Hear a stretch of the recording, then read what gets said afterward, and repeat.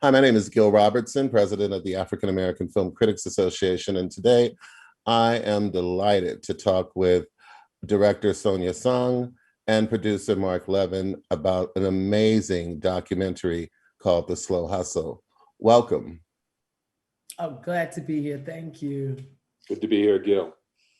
So, just in watching the documentary, and which of course forces you to, it's unbelievable to start reading up about this incident and about the situation and the circumstances. It's appalling, it's shocking, it almost seems unreal. But what was it that attracted? And I know that both of you have a history in your work of doing projects around similar subject matter, and particularly in Baltimore. But what was it about this particular story that that made you want to, go on this journey with this doc? Mm-hmm. Well, I would say for me, it was a bit of a slow burn in that as a result of Baltimore Rising, the first documentary that Marc and I did together, HBO had some, I guess, had got, no, Carrie Antholis, one of the executives at HBO, had gotten hold of the GTTF story, had been following it and this case. And as a result of our involvement with Baltimore Rising, reached out to us and asked us if we had some interest in engaging with the story. And I don't know, I think Marc will have a different answer, which I'd love to hear. I remember the night that Detective Suter was, died. Unfortunately, it was the night before our premiere of Baltimore Rising. And so I remember we recognized that this was a pretty big case at that time. We almost canceled our premiere as a result because it impacted the city so deeply. I think the depths to which we had gone for the story, for the Baltimore Rising story, had put me into such a place that I had initially thought, oh my goodness, I am not ready to touch another quote unquote police story. You know what I mean? Not right now. But lo and behold, sometime later when Carrie came around, there was some distance from the other story, from Baltimore Rising. And the impact of the GTTF case had started to open up, what that was actually, how, what that case had actually, or how that case had impacted the city had started to open up since that, our initial hearing of it. And at that point, it ticked my interest. And so sort of, I think if Carrie had came around to us in December, like when it had shortly after the death had occurred, I don't know if I would have been able to approach it at that time, because the just the level of corruption, but also just the struggle that the people of the city have been in with the police department and vice versa, and all the ills of the city has been so deep that when I went into the stories, you go into those stories, it's hard to extricate yourself, from them completely. So that's a long answer to that question. And Marc, what brought you back in? Well, a good part of my work, and certainly how I met Sonja, when we did Slam, is focused on the criminal justice system, the war on drugs, really the great tragedy in America in the last 40 or 50 years of a war against our own people, mostly poor people, mostly people of color. This was, I'd forgotten what Sonja just said. I mean, the impact, we did almost cancel that premiere. And I remember some of the police officers there and just feeling how weighty this death was. And the mystery surrounding it allowed a dive into, I guess you could say, both the corruption which, the scandal of the gun trace task force in Baltimore, one of the worst police scandals in modern American history, but also the complexity and challenges of urban policing, because the victim was a young Black man, a police detective, but it was a mystery what happened. And so it kind of flipped the script a little with all these tragedies that had occurred, of police violence and police shooting young Black men and women, and the horror of that. Here, there was no video, and it was a mystery what happened. And it allowed us to both dive into the corruption, but at the same time, hopefully humanize, in some way try to understand what modern policing in urban America is and the toll it takes on police. It was a unique opportunity with this mystery in the center of it. Yeah, it was, as I watched it, I was taken by Maryland's history, Baltimore's in particular. It was a slave state. It was a state where segregation was enforced legally. It was the home of several racial incidents, the riots, of course, in the 60s, and most recently the social upheaval disturbance after the Freddie Gray murders. I mean, why is it that race has been such a weight on that community? What do you think? It's a stone's throw from the nation's capital, so you would think it would perhaps be something else, but yet race and poverty and all of those themes are just persistent there.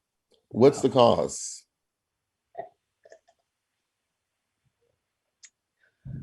Oh my goodness, this is just, the first thing that comes to my mind is like, this is not the right time for me to be getting these questions. Listen. I want you to do that scene from Slam. The cause, I don't want to be a parent, you know what I mean? Like, we can just go straight to the institution of racism, the slavery, it's great that this language is in, it's common language now, it's common knowledge now. It's amazing. I grew up with this knowledge. Some of us we were raised with this consciousness, and it was just not heard. And so now it's everywhere. So I think we know why, right?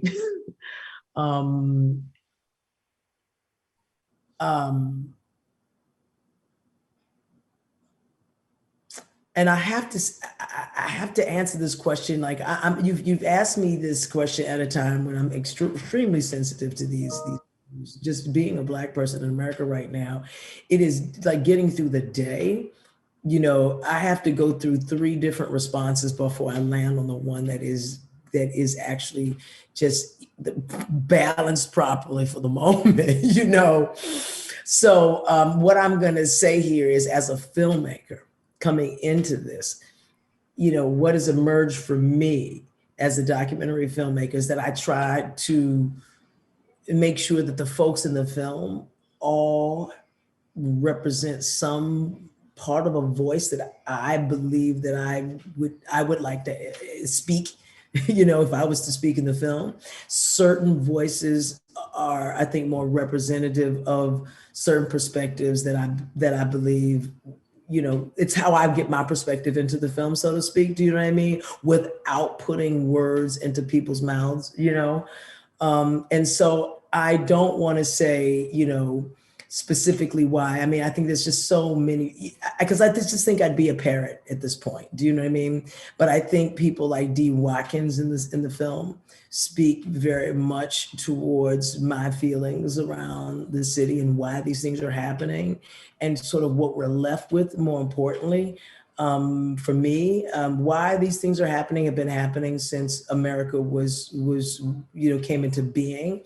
I'm one who I don't care why anymore. I know why. Okay, why does it matter anymore? I don't want to speak to the establishment anymore. I'm really speaking to our folks and going like, just say, hey, here's the picture, and what are we doing? And what are we doing? And so that's the conversation I'm kind of having, while at the same time trying to be objective. Because I do also carry sort of like a soul narrative around folks are born into this plane as souls, and we just get put upon with all of these other narratives. We do, and I think yeah. So why this racism? Why the Baltimore is in this um, in this conundrum? I think Yeah. like uh, Jill. I think people like Jill. I think it was really important to have her voice in the film, because she's, the Baltimore born and bred people, being in the film, I think speak to this more than I feel that I can. So I would say listen to Jill and listen to Dee. And I think they would answer that question. Because it left me wondering about this takeaways from the Gray case and all of the changes that were supposed to come to the community, but yet you still have 63%, Black poverty. You still have 22%. I mean, 63% of the population is Black, and Mhm. of that, 22% live in poverty. You Mhm. have African American communities that receive little to no investment, to change that situation. You Mhm. have cases of mental health that are 4 times the average Baltimore person overall, citizen. And so, Marc, to you, I mean, what are we doing here? I mean, certainly the work that you've done is certainly, again, from just reading about, the films that you've been a part of that depict these circumstances in this city, have led to some change, have led to initiatives, have led to, but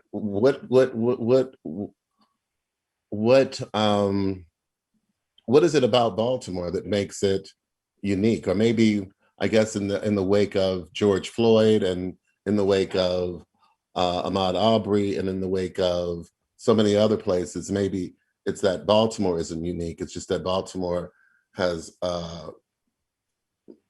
made it hasn't hidden it. It's more in your face. But talk to me about Baltimore and why it's been a subject in I a lot of think your you just pictures. I think you just made a good point, which is, yes, Baltimore is unique, and the political leadership is been sadly deficient and disappointing, but it's not alone. And the crisis of policing and the militarization of policing and the incarceration of so many people with tremendous potential. Uh, you can go to Washington. That's where we shot Slam, Thug Life. I mean, it's everywhere. This is the tragic. I mean, as Sonja said, we don't want to just parrot the history, but I think in the modern context, that what happened was that when the civil rights movement happened, and the reaction against it was the war on drugs. There's no doubt about it. They've got the historic record of Haldeman and Ehrlichman saying that this was the way we're going to destroy this whole movement for equal rights and equal representation. And for 50 years we've lived with it. It's really, I mean, only in the last few years, which is hard to believe, that we're starting to rethink it. And certainly last summer, after the George Floyd horror. But at the same time, we've asked police not only to go to war against our own people and poor people, but to do everything else, to be the psychologist, to be the social worker, to be the sanitation worker, to be the teacher. And we've driven the cops insane too. I mean, that's why suicide is such, there's so many cops that kill themselves. And as one of the police, internal affairs officers says in the documentary, that he had, contemplated it twice. And so I think, we're at this point. where we go from here is, you see what we're dealing with. I mean, look what happened today. It's just difficult to figure out how to get that consensus and move forward. And it is, in Baltimore's case, a tragedy that after Freddie Gray, after the film Sonja made, Baltimore Rising, that there was some hopeful sense that this, corruption scandal exploded, and this death of a homicide detective, happened to be right at the vortex, right in the middle of all of that.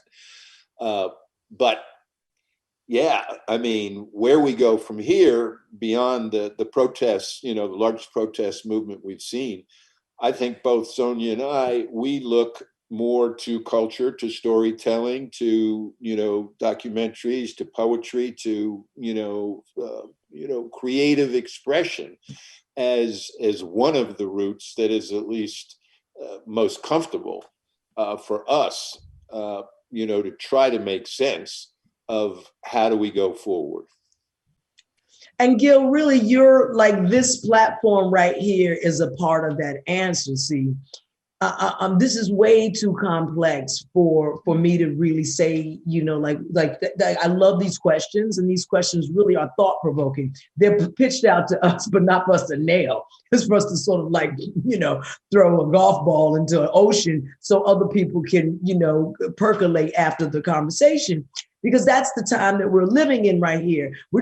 And for me as an artist, what I can do is use whatever, tool, access, gift, or whatever it is I have to expand that and let, and bring these other voices in, and I think that's kind of our attraction to documentary, is that, we become, it's a story that we're all holding together,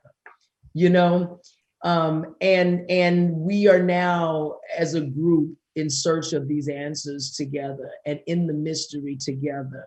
And I think that even though, I don't know, it's kind of ethereal to me what we're after, I think what Sonja just said is it's concrete, but it's happening in an ethereal kind of circumstance. Excuse me. Go ahead, Mark. But I was just going to say what you just said, about a mystery. In other words, there is a mystery that is an unsolved mystery, and yet that is very provocative. And we don't pretend to have all the answers or solve all, but it's being drawn into the mystery, and how the mystery reveals in new ways some of these things that, yes, we've all lived with, but because it's a policeman who's lying there and the mystery surrounds that, and each of the theories of what happened leads you into a whole history of the last 40 years, if not 400 years. That is the power, I think, of this story and of this film. So, it's a different kind of mystery story in that way. Now, Slow Hustle, of course, deals with the death of homicide detective Sean Suiter in 2017. We don't know whether or not he was ambushed or if it was suicide. The story has changed depending on who you're talking to.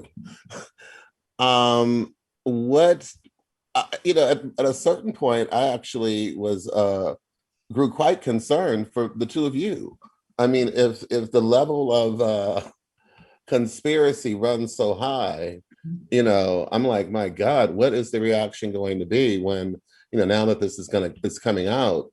But talk about, being on the ground, boots on the ground there, and, getting these interviews and, talking to the people in the community who are part of the story. Gil, I love Baltimore. Baltimore is a soul home for me. I landed here to do the show, just basically barely left. And I find the people very open and very intelligent and engaging. And so folks who came forward actually wanted to speak a truth. I didn't feel that there was any sort of danger or risk involved for us personally. However, I did feel that way for some of the folks who were speaking. I was going to say that it felt almost palatable, the way the fear, Yeah, you know. I felt like some of the cops that were speaking, I was concerned for. I felt that, you know, there was some navigating that the partner had to do.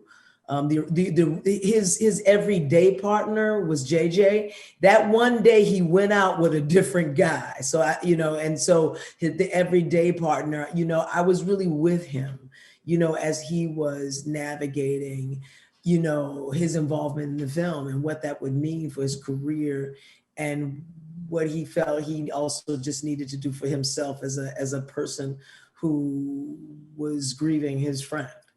And also trying to make sense of something, you know. And I sensed, and I don't want to, and I'm going to leave it right there because I don't want to speak for him. I think there should be moments where he gets to speak for himself. But also, you know, the former IAD guy, you know, I've just felt there was a sense, you know, I felt that, you know, the commissioner, former commissioner as well, you know, I felt they all had that it had more at stake. The journalists are doing journalist jobs, you know what I mean? They have a little bit more latitude. And so, you know, just being someone whose sentiments just naturally, and I'm not gonna, you know, I'm a human being and I have my own, you know, leniencies and whatnot.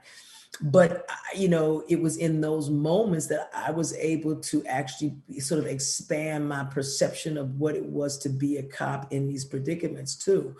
And see myself sort of fight against that, you know. It was a very interesting journey, and therefore made the telling of the story very challenging, you know, in trying to get an appropriate but clear-eyed look at what's going on right now, you know. Very, very nuanced and challenging, but we tried. No, for real. Mhm. And the family received a $900,000 settlement. And this documentary will most certainly re-spark curiosity and conversation around this case.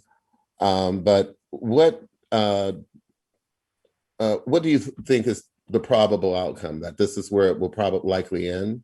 I mean, they've held strong in their positions for, you know, nearly half a decade. So do you expect to see the smoking gun all of a sudden appear like in the Perry Mason movie, or what do you see is going to happen? It just stays gray. No, I don't believe that we will see a clear conclusion to this case. I really don't. And I think the clear conclusion has been met. I think that the medical examiner is holding the line, and the medical examiner in this case is the judge and the jury. Okay, when the medical examiner says it's homicide, it's homicide. Now, unless you're going to do something to turn that, you really, we're going to take this to court, you know, that's in my view. I think that's where it's sort of, but the city gives the family the money, so they honor the cop, you know, they honor the policeman. But yet they leave the room for hey, we don't really know. And there is this, and all the context around why that needs to stay a mystery for a certain group of folks,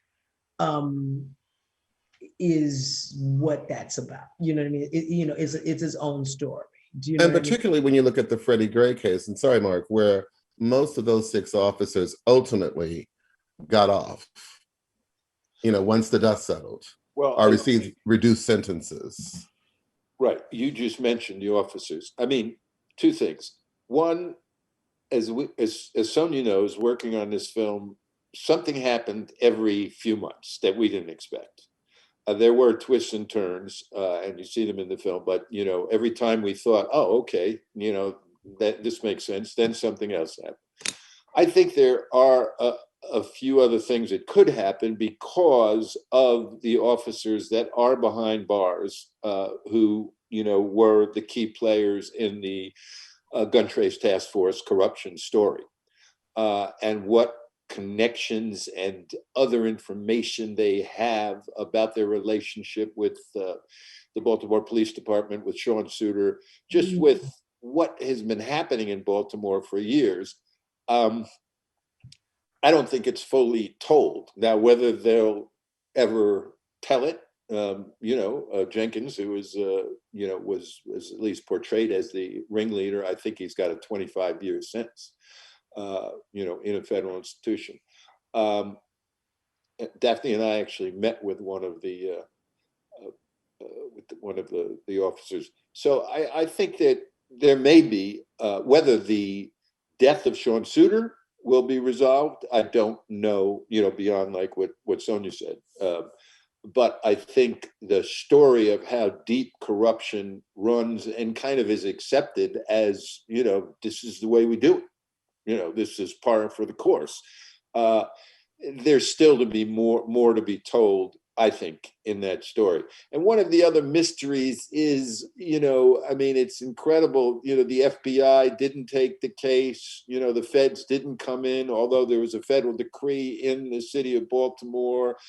Rod Rosenstein, whose name that we associate with the Trump, Russia and the Justice Department, it was under him as the U.S. attorney that the corruption, the GTTF case was developed. So I do think that there will be more details, but I'm not sure that the death of Sean Suiter will ever be cleared. Now, police reform is obviously a topic that's very much in the news, and certainly, this film would suggest that it's something that's highly needed. But realistically, obviously defunding police departments, at least in my opinion, doesn't make a lot of sense either. So where do we find common ground? Where do we strike this balance where police are accountable and that communities of all kinds of communities, whether they be of color or just where do they feel, where people feel protected by the police? Well, listen, I'm very excited, Gil, about what is going on right now in state legislatures around the country. And I don't know, let me just say, please, I want to invite the audience to follow the work of Leaders of a Beautiful Struggle, who were featured in Baltimore Rising. They were working with Jill, who is in The Slow Hustle. Okay, Jill appears briefly in Baltimore Rising. They are fighting for the Law Enforcement Officers Bill of Rights to bring down the Law Enforcement Officers Bill of Rights in that particular film. And by the end of this film, Jill is a part of a big group of state legislators who actually who enact a lot of legislation that overturns some of the key pieces of the LEOBR, even though there's some key pieces that are still out there that still need to be overturned. But it's moving the needle with policy. I'm not more prepared. But there is a list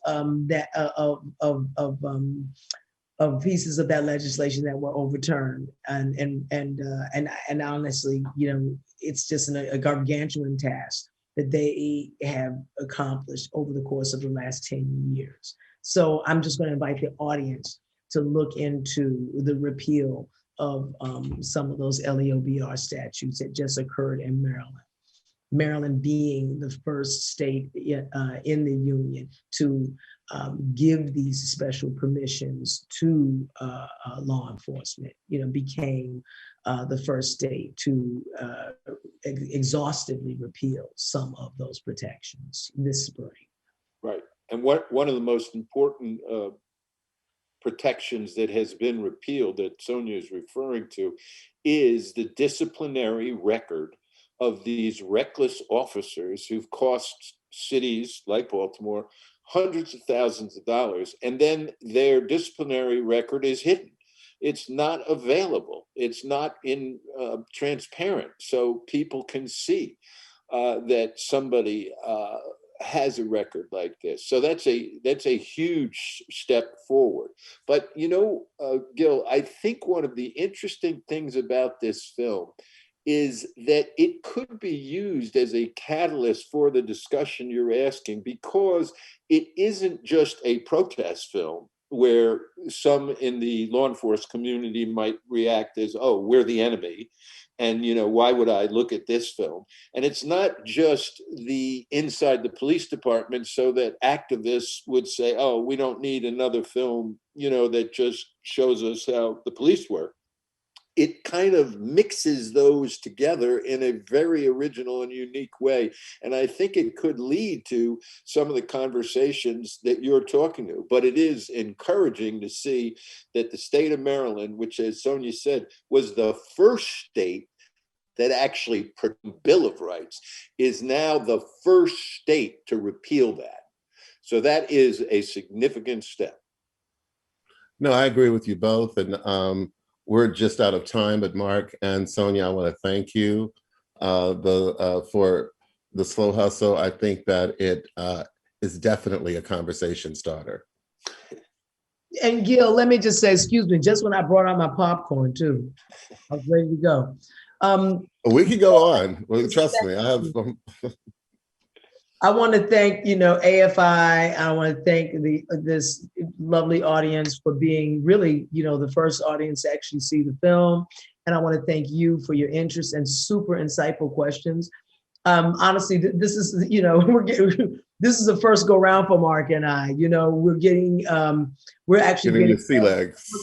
A look into sort of what the response is, and this is exciting for me. I'm assuming it's exciting for you as well, Marc. So thank you so much. And I really believe this film needs the conversation. See, there's so much to look at, so many lenses, and the conversation really is a part of the untangling of the mystery, untangling of the knots. It's really a presentation of this, of the web, the knotted web that we are in.